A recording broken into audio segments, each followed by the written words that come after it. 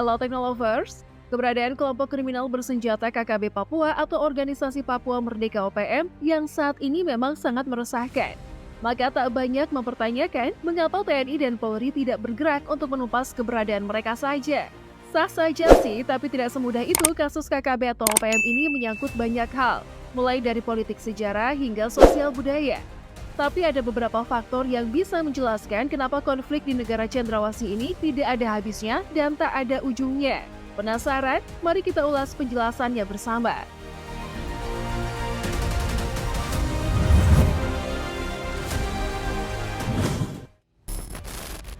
Mengenal KKB.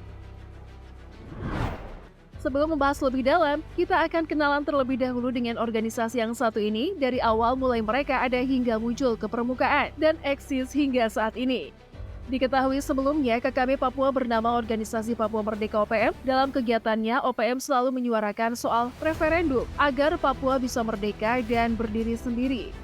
KKB sendiri bahkan mempunyai 3 organisasi sayap bernama Tentara Pembebasan Nasional Papua Barat, Tentara Revolusi West Papua, dan juga Tentara Nasional Papua Barat. Tapi yang paling getol sih Tentara Pembebasan Nasional Papua Barat atau TPNPB sayap OPM yang satu ini punya visi misi untuk menghancurkan industri yang dibangun pemerintah Indonesia. Untuk melancarkan aksinya, KKB sendiri dilengkapi dengan persenjataan khusus mulai dari busur atau anak panah, parang, kapak, revolver, sampai senapan. Seperti yang kita tahu bersama, sebelum saat ini, bernama KKB dulunya mereka menamai kelompok mereka dengan OPM. Ya, sebuah kelompok yang berusaha keluar dari NKRI dan ingin melihat Papua berdiri sendiri. Bahkan mereka juga punya pemimpin sendiri loh gengs, yang dipilih dari konferensi yang dilakukan OPM di tahun 2012 silam. Dan terpilihlah Goliath Tabuni sebagai pemimpin utama mereka. Kemudian mereka juga mengangkat staf diantaranya Gabriel Melkizedek Awol sebagai Letnan Jenderal, dan organisasi dengan lambang bintang kejora ini sejak awal jadi yang paling ngotot untuk merdeka dari NKRI serta membawa-bawa referendum.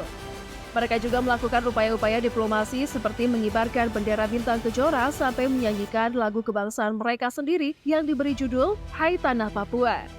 Tak hanya itu saja, isu yang dipertaruhkan juga banyak mulai dari ketidakpuasan mereka dengan pemerintah yang berjalan sampai soal sumber daya wilayah mereka yang sebenarnya terbilang banyak, tapi masih membuat Papua jadi provinsi miskin.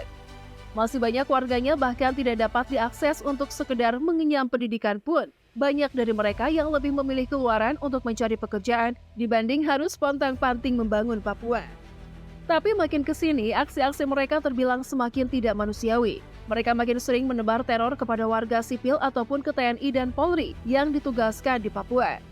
Akibat ulah mereka ini, tahun 2021 lalu, pemerintah resmi menetapkan mereka jadi kelompok teroris. Meski sudah lama berdiri, bahkan sudah ada sejak tahun 1965 saat itu, Papua masih bernama Irian Jaya Barat. Sampai sekarang, mereka masih ngotot memperjuangkan kemerdekaan Papua. Padahal Papua sah loh masuk dalam daftar salah satu provinsi di Indonesia, namun hingga kini agaknya usaha mereka belum juga membuahkan hasil. Puluhan tahun mereka berusaha keras sampai melakukan serangan yang sampai memakan korban sudah sangat banyak.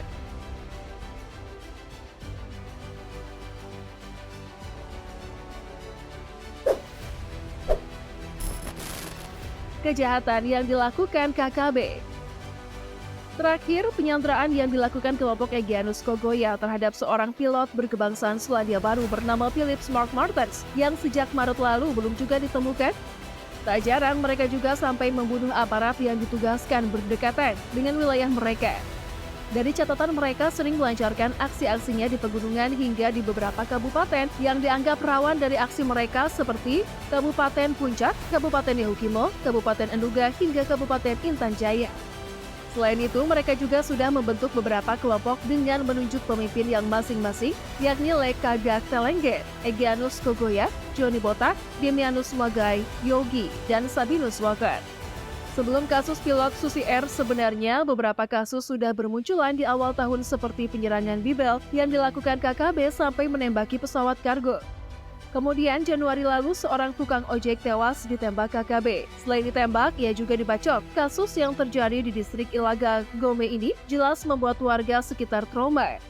Tidak sampai di situ saja, mereka juga masih terus-menerus melancarkan aksi-aksi terornya seperti para pekerja bangunan yang sempat didatangi oleh KKB dan diancam. Mereka lalu dibawa ke tempat yang lebih aman dengan bantuan aparat. Akibat teror itu, warga Kabupaten Enduga harus mengungsi, terlebih diperparah dengan berbagai kasus lain yang dilakukan KKB. Namun tak hanya menyerang warga KKB juga, tidak segan menyerang aparat bahkan menyebabkan Pratuwe tewas. Namun ulahnya belum selesai setelah Pratuwe pra-KJM juga mengalami hal yang sama. Begitu juga dengan salah seorang warga sipil harus tewas di tangan KKB. Meskipun telah membuat banyak tindakan penyerangan dan kriminal, namun sampai saat ini KKB Papua masih terus bergerilya di tanah Papua. Meskipun telah diburu dan dikejar oleh aparat gabungan, bukan tanpa sebab. Berikut beberapa alasan mengapa KKB Papua sulit diberantas.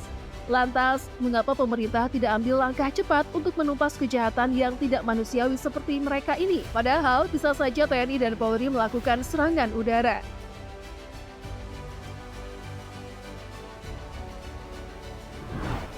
Beberapa sumber mengungkapkan terdapat sejumlah tokoh masyarakat setempat yang memberikan perlindungan atau tempat tinggal bagi anggota KKB di wilayah adat. Hal ini memungkinkan mereka untuk menyelamatkan diri ketika dikejar oleh aparat keamanan. Brigjen Rusdi Hartono, Kepala Biro Penerangan Masyarakat atau Karopenmas Polri, mengungkapkan banyak anggota KKB yang menyamar sebagai warga lokal di wilayah Papua. Hal itu membuat aparat sulit mendeteksi keberadaan anggota KKB Papua. Banyaknya anggota KKB yang menyamar sebagai warga lokal di wilayah Papua. Selain itu, KKB juga sering berpindah tempat sehingga membuat polisi kesulitan menjangkau tempat-tempat yang dulunya menjadi titik kontak senjata. Pasalnya, KKB sudah paham betul dengan tempat-tempat di wilayah mereka sehingga memungkinkan untuk bisa berpindah-pindah. Salah satu yang juga menjadi penyebab KKB Papua sulit dibasmi adalah karena faktor taktis geografis yang lebih sulit dibanding faktor KKB itu sendiri. Keadaan geografis di Papua, tumbuh-tumbuhan hingga binatang-binatang yang ada membuat KKB semakin kuat bertahan dibandingkan dengan pasukan TNI dan Polri yang mengejarnya. Meski demikian, salah satu cara yang bisa dilakukan sih sebenarnya bukan hanya TNI dan Polri saja yang dilibatkan, tetapi juga pemerintah dan institusi lainnya. Ya, cara lainnya mau tidak mau prajurit TNI harus lebih dilatih untuk memahami medan yang sulit. Selain itu, penting juga untuk melakukan pendekatan kepada tokoh adat dan masyarakat setempat untuk tidak membantu KKB baik secara moral maupun bantuan lainnya. Hal ini justru membuat KKB leluasa untuk melancarkan aksi-aksinya karena mereka mendapat dukungan dari tokoh adat setempat. Meski begitu, masih banyak juga tokoh agama dan tokoh adat yang bersedia membantu TNI dan Polri jika ada aksi KKB yang menyandra salah satu. Contohnya adalah kasus pilot Susi Air yang sudah bergulir selama 3 bulan terakhir, sampai para pendeta dan tokoh agama di sana bersedia membantu lobi untuk melepaskan sandera dari KKB.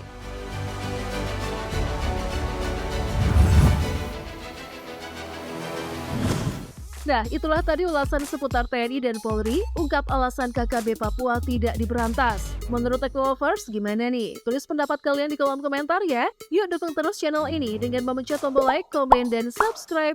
See you!